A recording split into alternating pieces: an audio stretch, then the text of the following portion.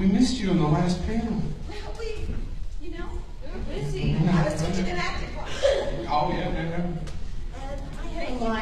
I don't like people to cry if I leave, so, you guys are on. If you're waiting online, it's really nasty to come up with a bag out. What are you talking about? They were saying we weren't at the last. Oh, yeah. That's yours. That's actually payment from Scarefest. Thanks for showing up. Yeah, right. That probably came from Guar. I might not touch that. Yeah, probably Guar was here a few minutes ago, so absolutely. How was the last panel? I heard it was pretty sensational. Guar or the Friday the 13th? Friday. Oh, it was fantastic. Did you guys like the last Yeah!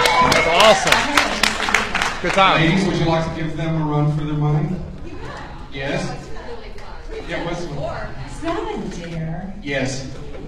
Absolutely. We better pull it out. Just please don't start throwing chairs like Kane did. Yeah, let's try not to do that.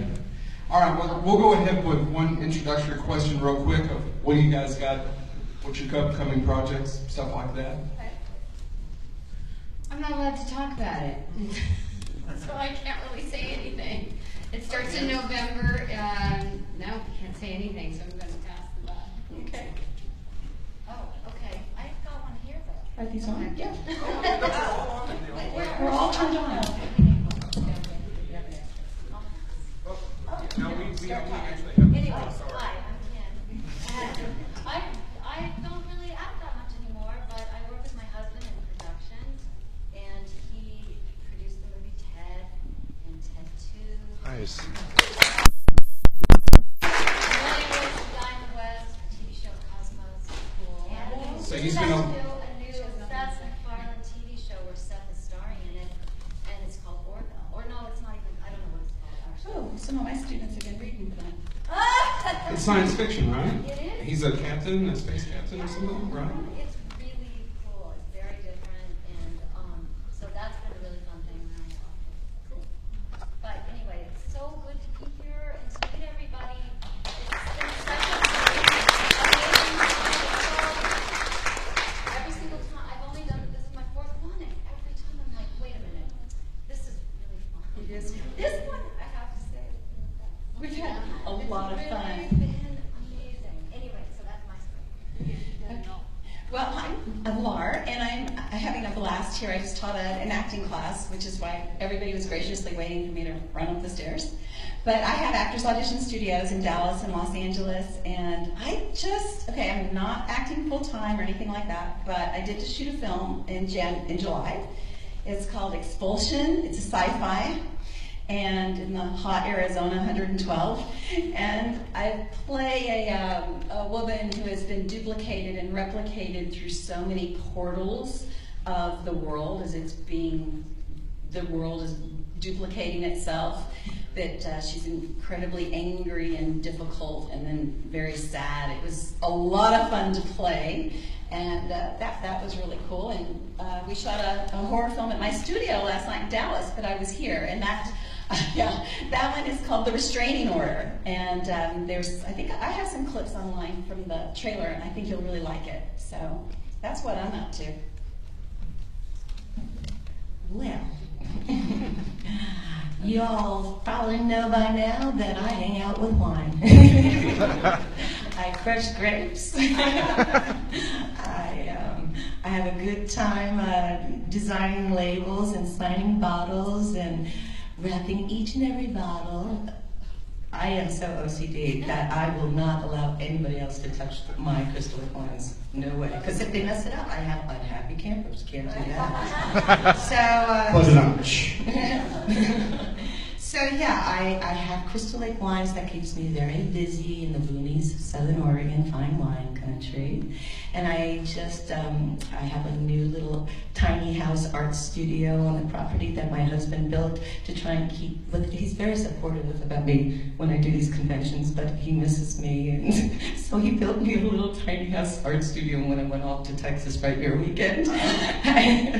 And so I'll be painting more and probably traveling less. which is fine. And what else? Oh, so I came up with it at the Chicago Flashback Weekend, and all the girls. It was so much fun listening about all the other women that I thought about when I went home. I said, you know, I'd really like to do a little show with wine pairings, like a podcast, like a YouTube. Wine pairings with Adrian King, or Crystal Lake wine pairings with Adrian King. So it's just kind of formulating in my brain, but I just thought that'd be fun because if there's, well, yeah, no, we are gonna do that. Shh. Oh, you know, I'm so stupid. I should have brought the damn wine right here and put it on the table.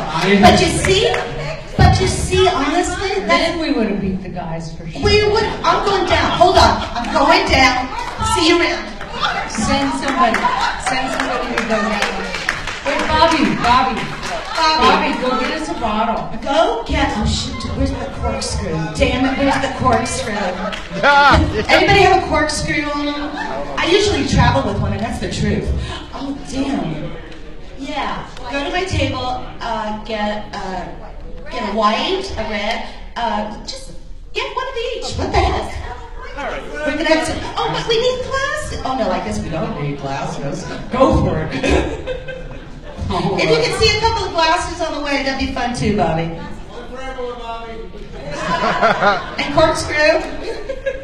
Try the bourbon, people. Do they have corks in bourbon? No. Never mind. Anyway, that's what I'm doing, Annie. You're next. Go, Bobby, go! Well, I'm going to be really boring compared to how I'll be in like 20 minutes. Let's see. I don't have any. The question was about do we have any projects. Okay, no, I'm not really acting anymore. I just am I mean, we can act all the time, but I could be acting right now. But, no, I'm a psychotherapist and I work in Oregon. Thank you. So, dealing with human behavior all the time, which I love. And then there is like one very secret project, just like Darcy was saying, but hopefully it would get, happening before we're basically dead.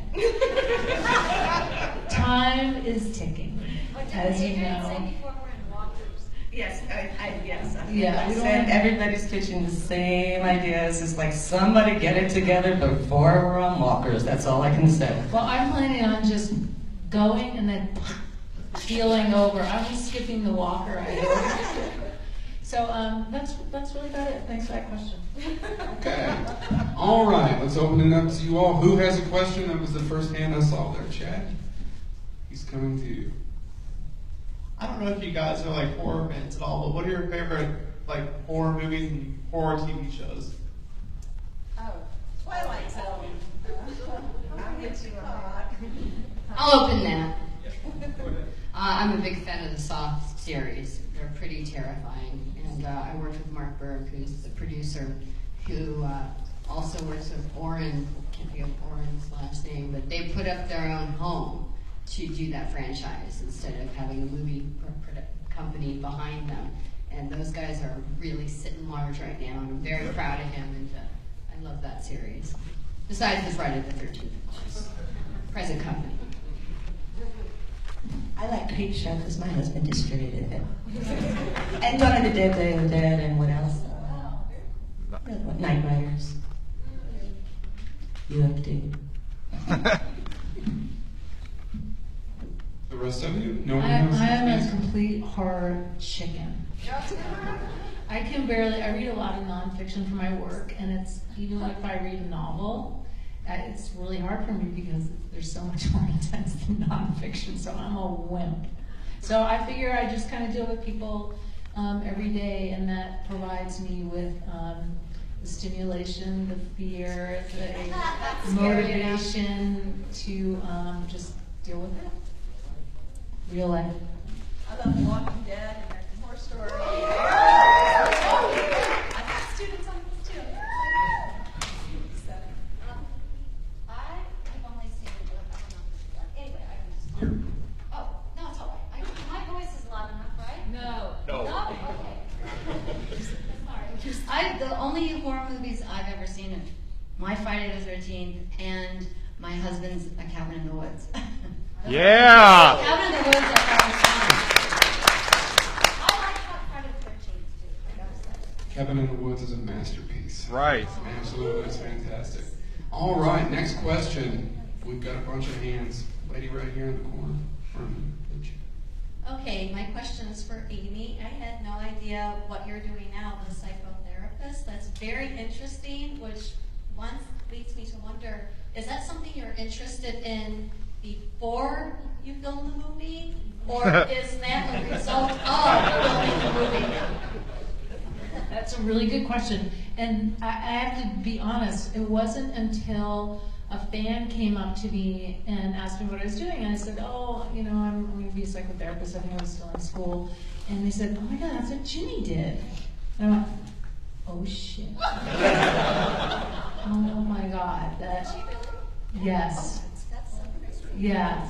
So, you know what? I think it's because I've always been interested in human behavior anyway, and I had my own kind of midlife crisis, and I wanted to figure out how to kind of deal with it without being a statistic, getting divorced and blah, blah, blah, blah, blah.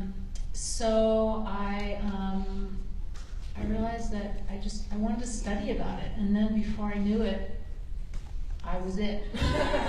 So, but thanks for the question. Next question.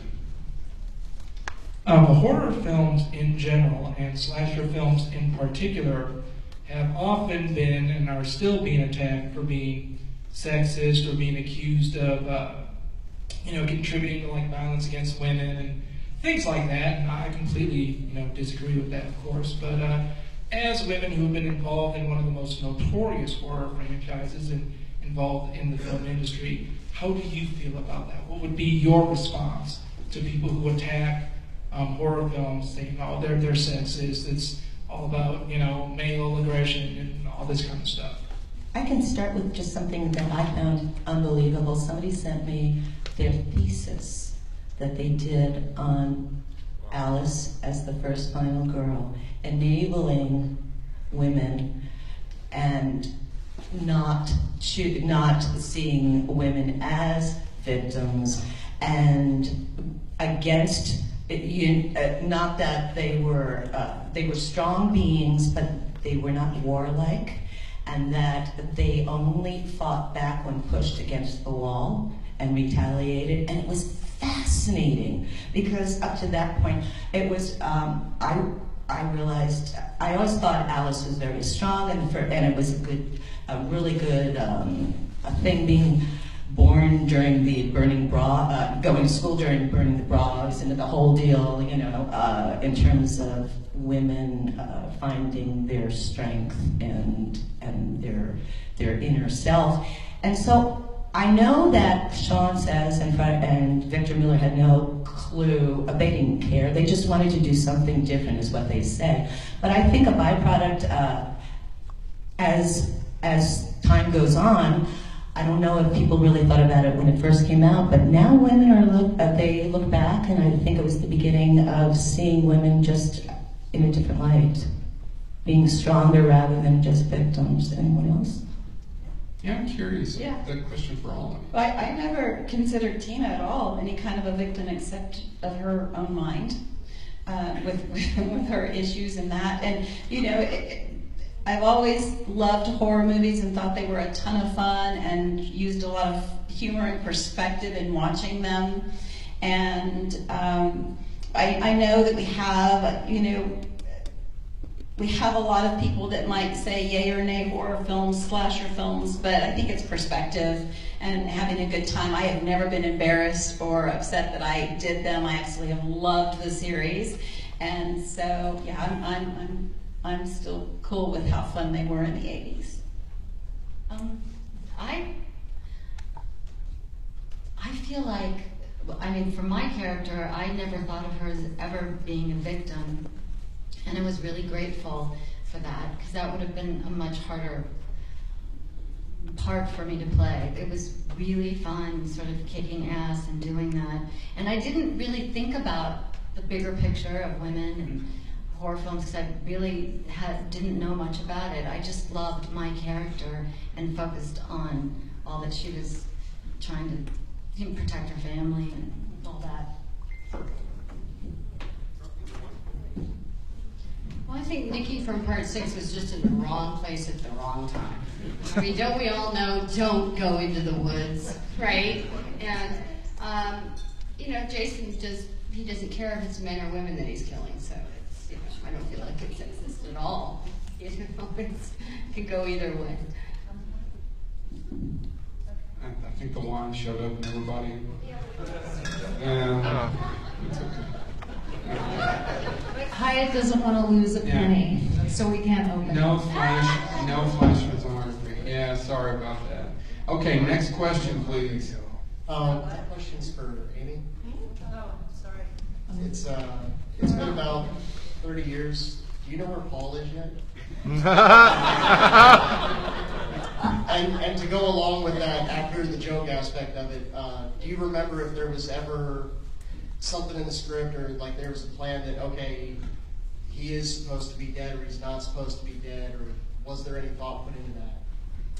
Okay, so part 3 they offered me, and I didn't do it. I turned it down, and I'm realizing just a couple months ago, I was thinking, why did I turn it down? Everyone's saying, oh, her agent told her not to. Yeah, maybe, but really, I was the one that said no. I'm sure they did, because we said, hey, will you pay me over scale? And they said no. And we said, well, no. And they said, okay, fine. And then they walked and wrote another script. Now, cut to, like 20 years later, my mom finds a box in the attic. This was about 5 years ago. And she sends me this box, and in this box is this manila envelope with my name addressed and my name in New York and the address in New York. And so I open it up, and there's the part 3 script. But there's about a third of it.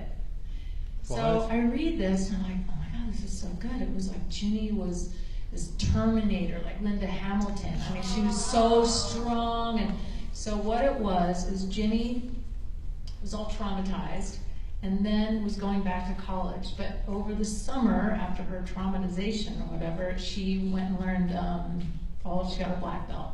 She was incredibly strong. And talk about strong woman.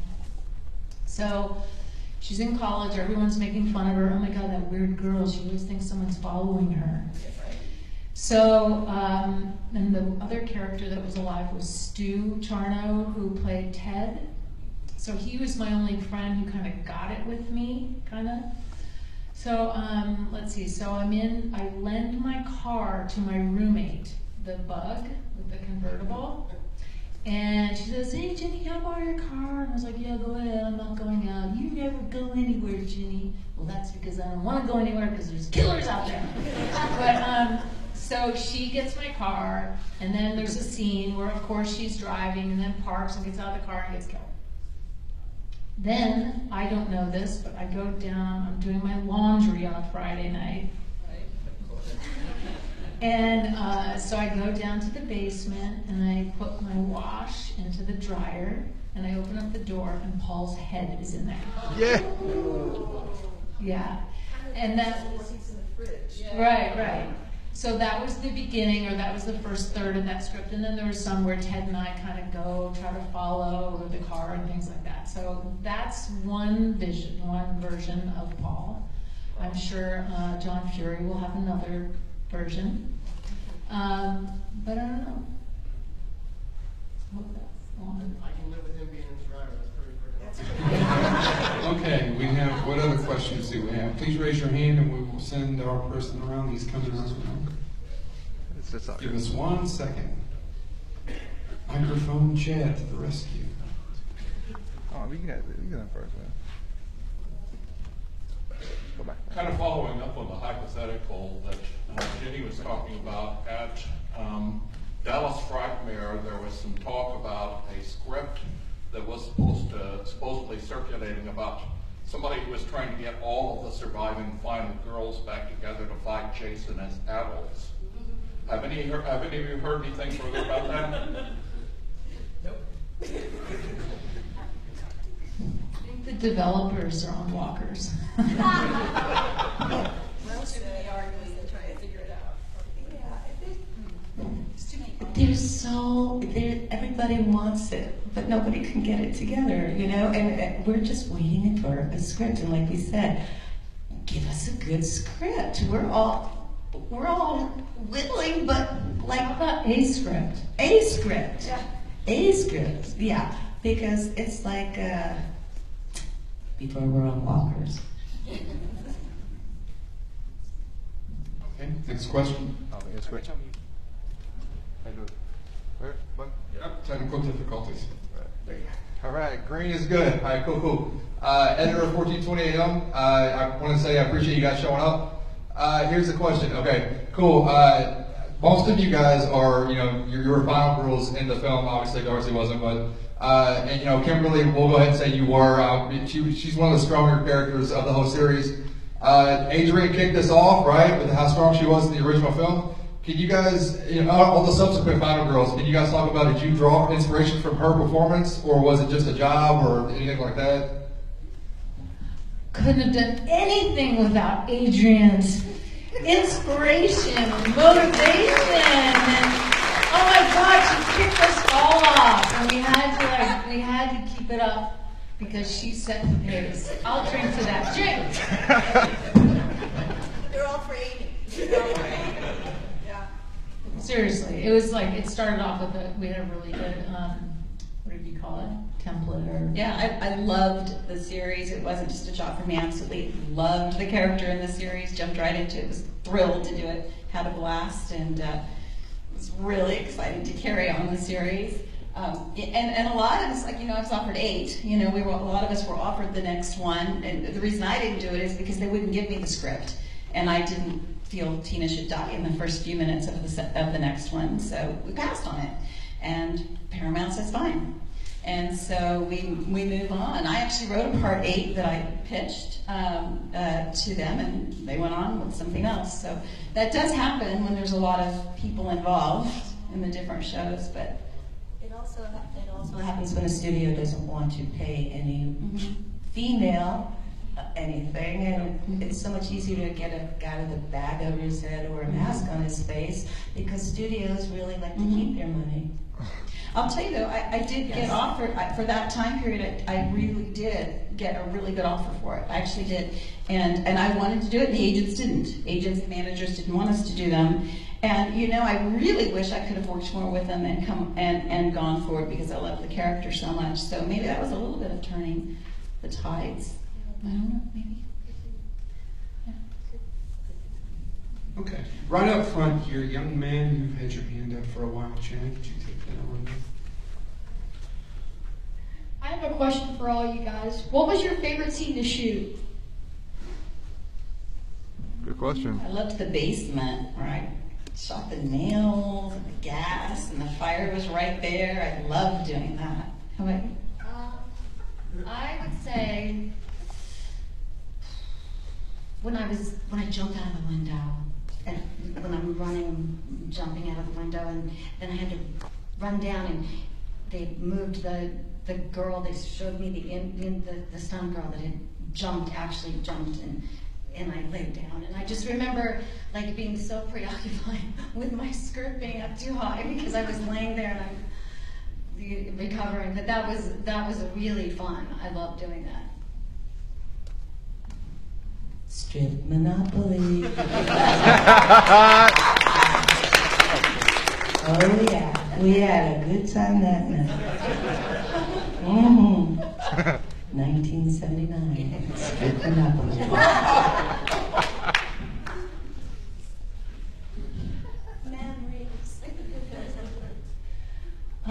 This just came to my mind, and I don't think I've ever said this out loud. You're such a sucker for it. Do you guys remember that? When I pulled up in the car, and Paul goes, "Where were you?" Or I don't know what he said, but I just turned and I go, "You're such a sucker for it." I don't know, reverse psychology line. Right. Talking about using the reverse psychology, and you say it's easy because you're such a sucker for it. Oh, is that what it was? Yeah. Because I just like shooting that. It was like I didn't have any makeup on. It was the beginning of the film, and I don't know. I just felt kind of good. And Who else? Tom McLaughlin had a really great sense of humor, he still does, and in the Winnebago, when he starts to drive forward, and I'm moving forward, and everything is moving in the Winnebago, and it was completely still. There were little strings on the photographs, making them move, and, to make it look like there was movement. So I'm going forward, and I bump my head, and then I go backwards, my shoes fly off, my legs go over my head, and my shoes fly off, and that was my favorite part, because it was like an I Love Lucy episode. It was a great fun. I want to go back and get your take on a question that was posed earlier about women in war. And do you think that part of it is because basically it's men who come up with that line, because you all are the ones who survive, and it's the men who are dumbass stupid. Basically emasculated. Amen.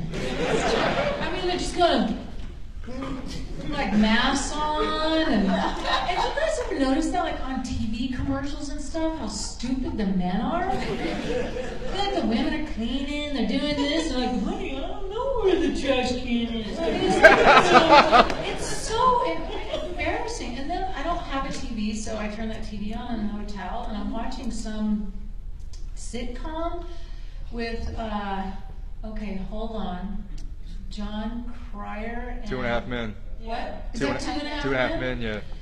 That was the most embarrassing. I'd never seen that thing. And what's with Demi Moore's husband? What's his name? Ashley Kutcher. Yeah, he Oh, plays Rebecca. this guy, and then I can't. I'm like, this is on TV. It was so stupid and demeaning to men and women. I mean, I just couldn't believe that was on. But anyway, that. The point was that.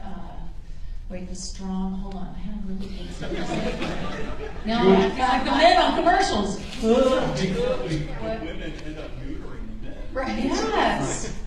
Yeah.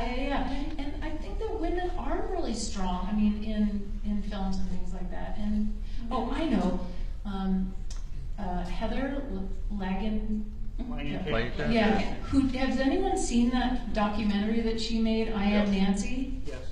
It is really good, and it's about how important the female character is to these guys, and we're trying to always kind of figure them out, and we're curious about them rather than just like, it's some kind of a. And somebody just showed me, you guys, the end of come on, help me.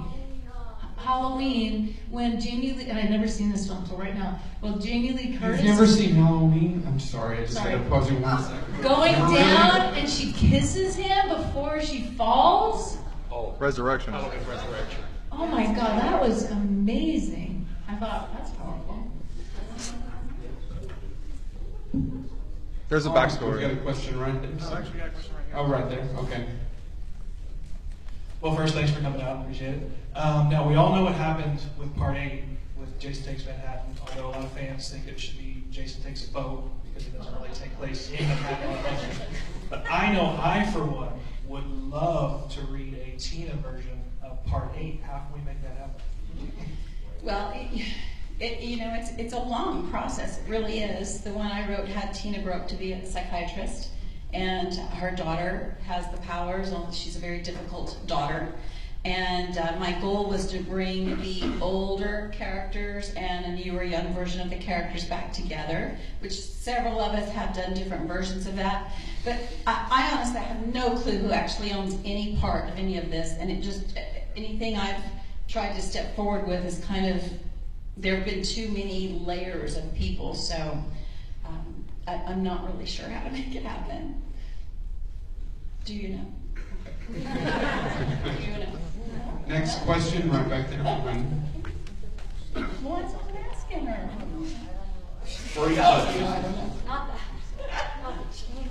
for each of you, who are some of your favorite actors or actresses that might have inspired y'all Oh, Jessica to get into Lange. acting? Jessica Lange, who actually had a huge career right before American Horror Story. We get to tell the story of the younger one. She's not new. She's not? No, she's not. And she was with King Kong at one point. Betsy Palmer, of course, Betsy.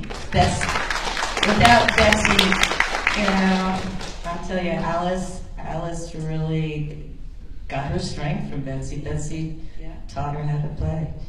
You know, she brought my game up way, way high. Love and Meg Foster here. Meryl Streep. Yeah, Meryl Streep, of course. So many really good actresses and actors. You know. Sigourney Weaver. Yeah. So many. Next question then. Right over here.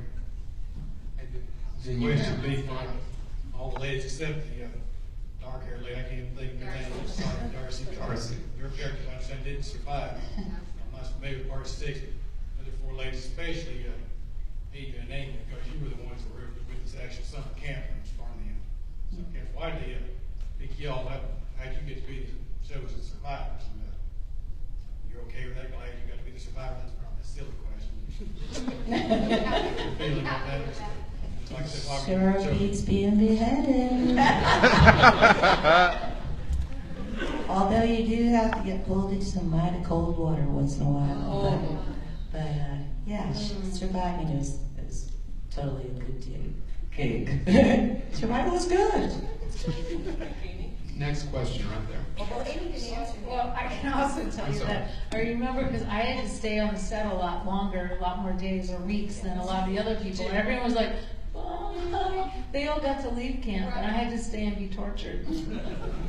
That's true. Adrian, I'm just wondering if this current horror that you're experiencing right now with bottles of wine and no opener, if this will inspire you to maybe go to a twist top. Hey. You know, you read my mind. I was saying to myself, how are we going to beat Hyatt at their own game? Screw cap. Screw cap. Yeah, screw cap. And you know, the cork is not necessary. It really isn't. It's not like it adds anything. It's just the whole romance of it all. But yeah, screw cap. I think we're onto something here. Screwing cap is romantic too. Unscrewing and screwing. That's dirty. I see a new label. Cabernet, spark killing, screw cap. I have a question for everybody. You've all had the opportunity to work with a different Jason, which not a lot of, everybody from 7 on has had the chance to work with Kane. So, what were Stand you- up, sir, so we can all see you. Yeah, we're hosting. I don't show off the kill usually for free, so that's why I'm saying that. But you've all had the chance to work with a different Jason, and what was the experience like with each one? Because we've always heard saw earlier, the personalities are quite different, and then just dealing with like Ari when he was 14, pulling you into the water is, I'm sure, a slightly different experience than Kane working on his first movie, or Steve, primarily as a stuntman. So what was it like for each of you to work with your Jason? Since I'm Sure. number one. Go first. All right. So in part 1, Ari was probably 13 years old, or 14, whatever. I never saw him without the mask on. I didn't. We never really met because he was in makeup way before I ever got there. And when I showed up to the lake, he was already in the water with Tom Savini. Poor dear. I mean, the water was so cold, and he was, oh my God. You talk about a professional. That kid, he was, way beyond his years, freezing his poor little butt ski off. And we only had 2 takes. This is the most amazing thing. So, very focused, very professional. You'd never know that looking at him now, would you? But that child used to be very focused, and Ari's like a younger brother to me. He really is, and I adored him. But we didn't have much to say. The first time he came up, I went out of focus, and we only, low budget, had one change of clothing, and could not, you know, the sun was rising and we couldn't lose the light, and so they quickly blow dry me off and put me into my next pair of jeans, and I went back in, and Sean said, "Now don't screw it up, Ari," and that was it. And I never saw him without his mask because, you know, that took so much time to take off. So I think the first time I met Ari was at a convention, like 25 years later or something. Isn't that wild? And in part 2, my Jason was the Steve, or whoever had the Jason, Steve, I think, Dash in this number 2. Well, he took off. I was the last night of shooting, and everybody wanted to get home on a long weekend. Okay, so I got like the pizza delivery guy with a bat on his head, seriously, and the what you call it thingy, the ice pit. It was supposed to be retractable, and needless to say, nobody checked it because nobody was left on the set.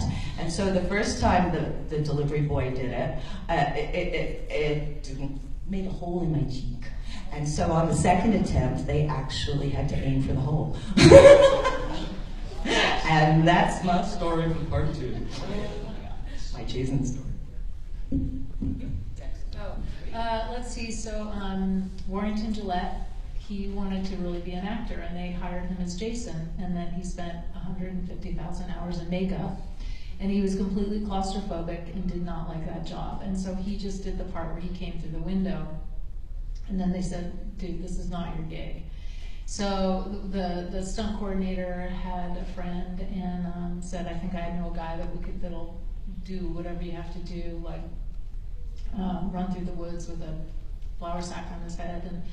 And I think Steve Miner said, "Okay, well, all right, that's good. Does the guy mind having half his finger chopped off? Does he mind being kicked in the nuts? Does he mind his ribs being broken? Because Amy has no stunt timing." And Steve Dash said, "Yeah, I'd love to do that job." So that was him the rest of the way through, and he was a really good sport. But I didn't really hang out with him or anything. He thinks I'm like, "Don't tell him this, okay? Swear to God, everybody say yes. We're not going to tell him." But he thinks we didn't hang out because I was scared when I was method actressing, but I wasn't. We just did not have a lot in common, and I had other people that I wanted to hang out with. I love the truth. Yeah, there you go. Let's see, me three. Okay. Working with Ted White was amazing. He was such a gentleman, and I was so afraid to hurt him. And he was always saying, "Just go for it, just go for it, it's okay." And I was really nervous about so a couple of times I really hit him, and I have absolutely no stunt timing. I'm sort of a klutz. And it was really, he was the nicest, sweetest guy, and he was a lot older than me, and I just felt like I didn't want to hurt him. But he was great, so professional and so kind, and he didn't scare me at all. I had to act scared. Right. He was just so sweet. I don't know why I gave you my mic. Yeah, it's okay. It's the magic mic. It's not magic mic. King Otter was so much fun. But he just really stunk. I mean, that suit stunk bad. it had been used a bit. It was rubbery and nasty, and he had it on, and it took so long. But all I really remember is sitting there having lunch with him, just kind of in costume. It became an average, normal thing, and we were pretty separated through a lot of the shooting to keep some interesting feeling to that. But Kane was amazing with the stunt work, because I did a couple of little stunts, which I'll never do again because it was really dumb and hurt. But I did a few, and he was really good at helping me feel protected. And the ones I did really with his help, I didn't have any, of course, I didn't get hurt or anything, but stunt work is really hard. It's not easy. And fire is real, and catching him on fire and all that. So we actually had a pretty good time doing those things. That's a good question. No one's ever asked this question before. I didn't even meet CJ until they were doing a lighting test, and we were out in the woods, and was talking to the director. He said, "So Darcy, we want you to go stand next to CJ." And I'm like, "Well, who's that?" He goes, "That's your Jason." And so Jason was standing in front of the Winnebago, and I went and stood next to him, and I looked at him because anyone of you who have seen him, he's a big guy. And I looked up at him and I said, "You're really scary." And he just turned his whole body to me and didn't say a word. He kind of stayed away from the actors because he was doing his thing as Jason, which I respected. And he was just fantastic. And he was really caring and very gentle with me, even in the rough scenes, where I had to really trust in him not to slam my actual face into the mirror. So it was a challenging scene to film, but he was amazing. Next question. All right, like the man in the back, he's coming to you. First, I just want to say it's ridiculous how beautiful you all are. Thank you. Oh, thank you. Second, well, most of you survive. What is your favorite death scene? Sleeping bag.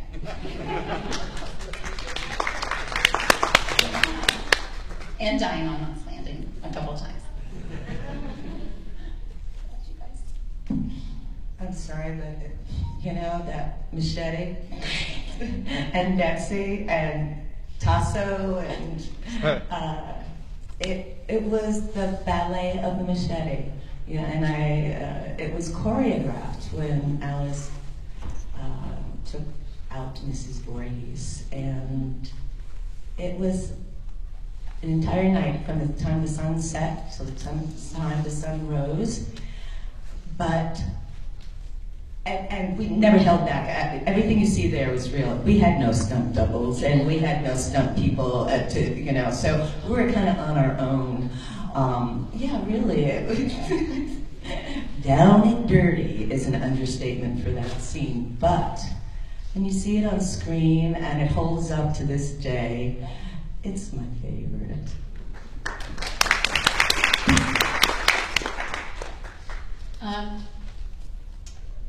Watching that guy go down backwards in a wheelchair, I think I remember that night, and it was all set up, and all of a sudden they go 5, 4, 3, 2, 1. You think this guy goes backwards down, and it's so awful. You just go, yeah! It's so awful that it works, and then it goes down the stairs and things like that. So somebody brought that up today, and I was really kind of thinking about how horrible that is. Was that, did he did it or Steve did that? Steve did it backwards? No, I think there was a dummy in that chair. But they didn't, I get you. Yeah. They wouldn't put Steve. Or stuntman. It's either Steve or dummy or both. No.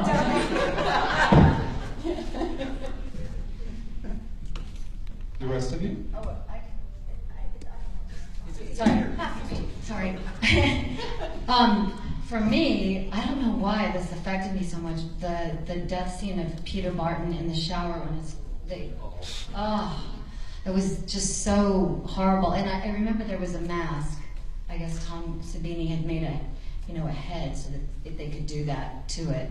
But it was so, I just want to say one thing that I was thinking about. All of us worked. My movie started on October 31st and shot all the way to Christmas, and they weren't finished with me. Everybody else was done, and I went all the way into January, which is the coldest time, and in that Topanga Canyon, it really gets cold, and we all had to be wet, all of us.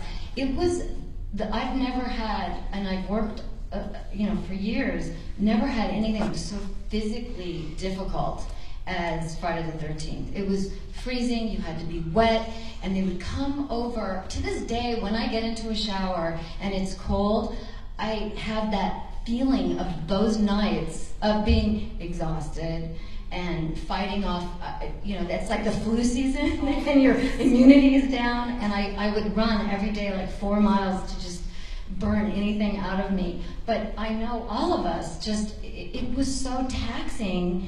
I mean, unbelievably hard to do, and the other people too. I mean, it was just such a hard shoot, the freezing cold. Finally, I was like, can you just put hot water in that thing? When you go to spray me for just a second, it kind of feels nice. And they did that for a while, and then it was horrible.